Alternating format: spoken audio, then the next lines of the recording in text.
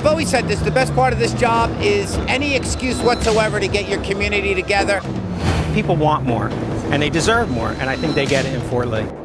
For the beautiful feast, we throw a great party for the borough of Fort Lee.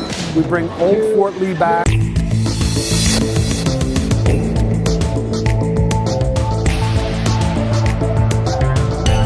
Like so many other events in Fort Lee, it gets bigger and bigger each year. The event I'm referring to is Fort Lee Night Out, which is held annually on the first Tuesday of August to bring emergency services personnel and residents together to help build stronger relationships. The idea here is to get as many kids and community people out so that they get to know their police officers, all of our first responders.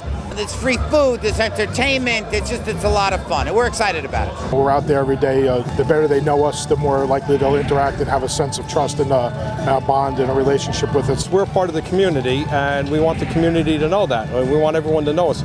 We don't want the first time somebody deals with a police officer to be a bad time. We want to build some positive relationships. I get to know the kids of the community, let them know that we're safe.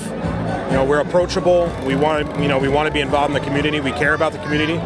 We care about the kids and the families of the community, so they can, come up to us, meet us, see our toys and tools, and get to know what's going on. It's important that all of our kids in this town know that if they need somebody, find somebody. Your police officer is your friend, or your ambulance corps, so forth and so on. So that's what this is about. As a councilman, public safety is probably the most important or the most integral job of government to make sure that our citizens are safe. This is bringing back that small-time feel to Fort Lee. But in a big way. Yeah, well, in Fort Lee, we don't do anything small. Tonight wouldn't have been possible without our sponsors.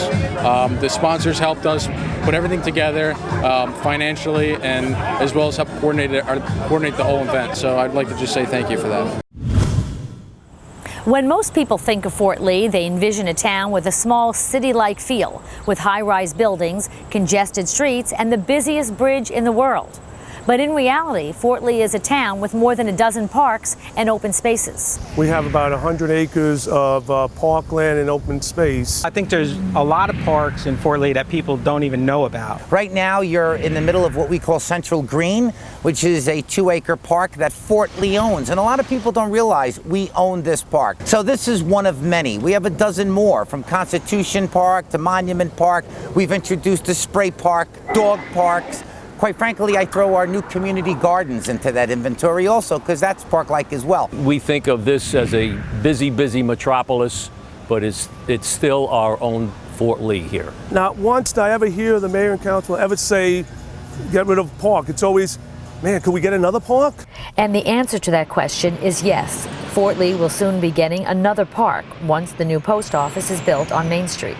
The old post office is going to soon become a 1-acre park where everybody can meet and enjoy themselves and just meet a friend and have a cup of coffee. That's what it's about. Our Parks Department, which is led by Mark Anderson, our park supervisor, does an amazing job. There's not just a few areas to take care of, there's many areas in this town.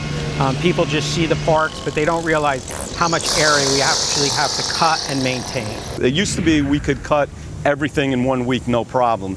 Now, it probably takes us to get through the whole town, probably about 10 days. This particular park, we're getting help from the redevelopers, but all the other 98 acres of parkland in the borough of Fort Lee, that's taken care of by our DPW, and they do a phenomenal job. Our parks offer something for everyone, from the youth to the elderly. They can come and enjoy a day out anytime in Fort Lee. We believe introducing new parks and taking care of the parks that we have is also a great contribution to the environment. So we want the coexistence of redeveloping our town and also remaining environmentally conscious. And if we can maintain success on both of those levels, we're doing a pretty good job.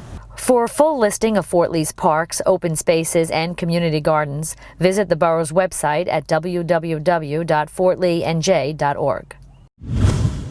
Fort Lee's oldest tradition celebrated its 90th anniversary this year. The St. Rocco feast may look a little different than it did back in 1929, but the core values and traditions of the St. Rocco Italian-American Mutual Aid Society have not changed. Viva San Rocco! St. Rocco Italian-American Mutual Aid Society of Fort Lee is a society that was formed in 1927 as a mutual aid society to help out the new immigrants that came from the Calabria region of Italy to Fort Lee. Somebody would be sick, we had a society doctor, help out with their bills if people were out of work. But now it's completely morphed into a charitable organization. A lot of people are surprised once they find out how many Thanksgiving dinners we donate to the homeless. They're surprised at how much money we donate to people that are actually sick. We help out the police, the fire department, we help out the ambulance corps. We've given to some sick children. My grandfather was a member, my father is a member, so I became a member, and people know us for the feast, but like some of the other members said, we do other charitable things throughout the year. I'm third generation. My grandfather was president for over 40 years. My father has been in the society for almost over 50 years. Phil Arfuso, it started with his grandfather, his father, Phil, and his son. This is Fort Lee's oldest tradition. Yes, the fabric has changed, but there's still a lot of people in Fort Lee that are, been here forever.